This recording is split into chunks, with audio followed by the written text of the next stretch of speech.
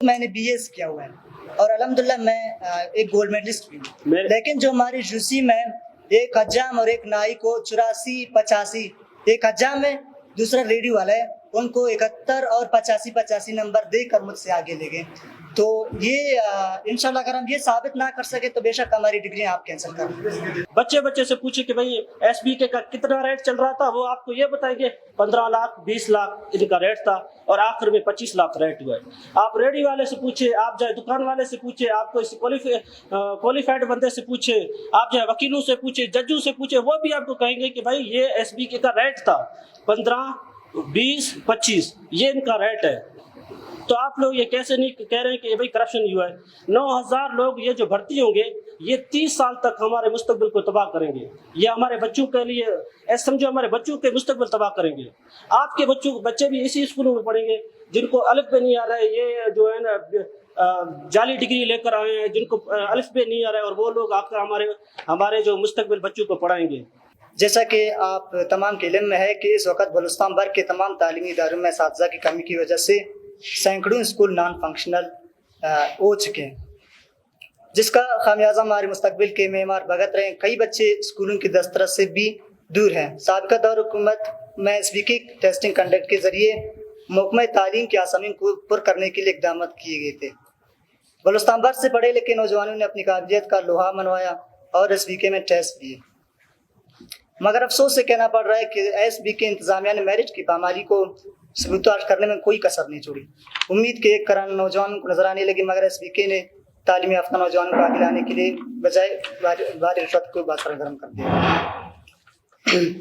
آج تمام امیدواروں جنہوں نے SBK ٹیسٹ کو پاس کر لیا مگر اصل امیدواروں کی بجائے پیسوں کی بنیاد پر ان لوگوں کو آگے لایا جو فیل تھے، جس سے نہ صرف میرٹ کا جنازہ نکلا بلکہ آنے والی نسلوں کا مستقبل تاریکی میں دھکیلا جانے کا کبھی امکان ہے. بلوچستان پہلے ہی تعلیم کی لحاظ سے پسماندہ صوبہ ہے. اگر اس طرح تعلیم دشمن بھرتیاں کی گئیں تو شاید صوبہ 50 سال اور پیچھے چلا جائے گا، جو کہ ایک ناقابل برداشت عمل ہے. صوبے بھر کے نوجوان اس بابت سخت سے سخت احتجاج کرنے پر مجبور ہو جائیں گے، جس کی تمام ترجمہ داری SBK یونیورسٹی اور صوبائی حکومت پر عائد ہوگی. ہم وزیر اعلیٰ بلوچستان میر سرفراز بھٹی صاحب کے اس اعلان کا خیر مقدم کرتے ہیں جنہوں نے SBK میں پاس ہونے والے تمام امیدواروں کی انٹرویو کے لیے ایک ٹیم تشکیل دی، جو ایجوکیشن ریکروٹمنٹ پالیسی 2019 کے paper number 1 shake number F کے تحت ایڈمنسٹریٹو سیکرٹریز کو DRC کی پروسیس اور کارکردگی کی نگرانی کر سکتی ہے. لہذا وزیر اعلیٰ صاحب کی جانب سے میرٹ کو یقینی بنانے کے لیے تشکیل کردہ PRC 8 کمیٹی کا قیام ایجوکیشن پالیسی 2019 کے عین مطابق ہے. ہماری وزیر اعلیٰ بلوچستان میر سرفراز بھٹی صاحب سے التماس ہے کہ میرٹ کے تقاضوں کو مد نظر رکھتے ہوئے انٹرویو میں ایک قابل اعتماد ادارہ پبلک سروس کمیشن کے ذریعے عمل میں لائے جانے کا مناسب اقدامات جاری کریں، جو بلوچستان لیول پر قابل اعتماد ادارہ ہے. امید ہے کہ اس عمل سے بلوچستان کے نوجوانوں کو ان کا جائز حق ملے گا. ہم تمام میڈیا نیوز چینلز کے رپورٹر سے بھی التماس کرتے ہیں کہ وہ حق و سچ کا ساتھ دیں اور ہماری آواز کو مزید تقویت دیں تاکہ صوبے سے جہالت کے خاتمے کے لیے ہنگامی بنیادوں پر اقدامات کیے جائیں. اگر میرٹ کی پامالی کی گئی تو ہمارے آنے والے نسلیں جہالت کی تاریکی میں یوں دستی چلی جائے گی. ہمیں اپنے بچوں کے بہتر مستقبل کو مد نظر رکھ کر اقدامات کرنے ہوں گے تاکہ سفارش کلچر کے ذریعے آنے والے لوگوں کا راستہ بھی روکا جا سکے. 2019 پالیسی کے مطابق بھرتیاں خالصتاً میرٹ کی بنیاد پر ہونی چاہیے، جس کے برعکس عالیہ بھرتیاں مشکوک ہیں. ان بھرتیوں کی تمام شواہد ہمارے پاس موجود ہیں.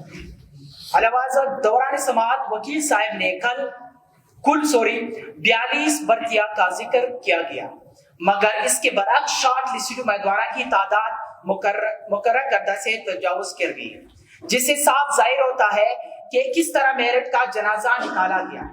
اگر supreme court the appointment shall be on the merit basis، عالیہ بھرتیاں سپریم کورٹ کی حکم کے متصادم ہے، جس کی شواہد ہمارے پاس ٹوٹلی موجود ہے.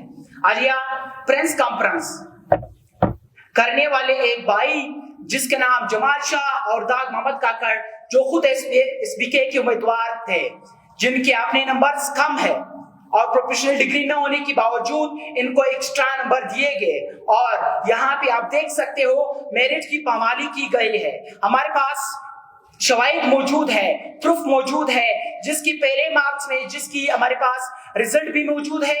ایک مارکس ہے ٹینٹیٹیو لسٹ میں, دوسرے مارکس ہے, اور یہاں پہ میرٹ لسٹ میں اس کی مارکس تبدیل کر دیے گئے ہیں اور اس کی پروفیشنل ڈگری بھی دیے گئے ہیں. یہ کیسے پاسبل ہے کہ ود ان 2 days اس کو ڈگری مہیا کر گئی ہے؟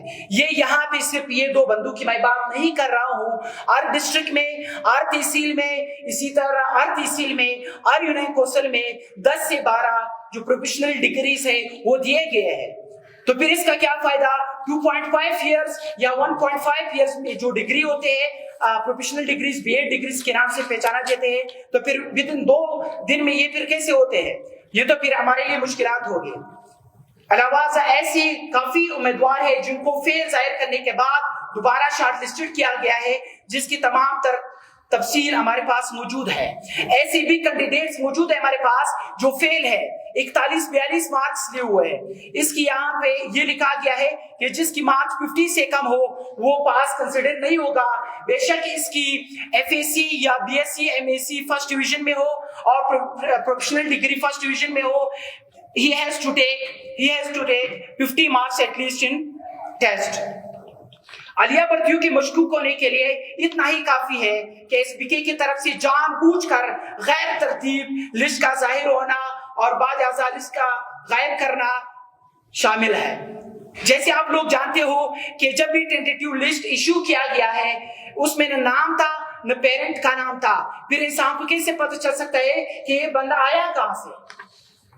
سب سے انفرادی رزلٹ ظاہر کیا گیا اور پھر ایک عرضی میرٹ لسٹ شائع کر دی گئی. اس رزلٹ کے میں کافی امیدواروں کی رزلٹ جو ناٹ فاؤنڈ آ رہے تھے. میرا ایشو یہ ہے کہ جب بھی جس کی رزلٹ ناٹ فاؤنڈ آ رہے تھے, صحیح ہے, بندے کہہ رہے تھے کہ آپ کی کام ہو گیا. رزلٹ ناٹ فاؤنڈ سے مراد you are qualified, you are shortlisted, آپ پاس ہو, آپ کی کام ہو گیا ہے, کیونکہ رزلٹ شو ہی نہیں ہو رہا ہے کہ اس کی مارکس کتنے ہیں.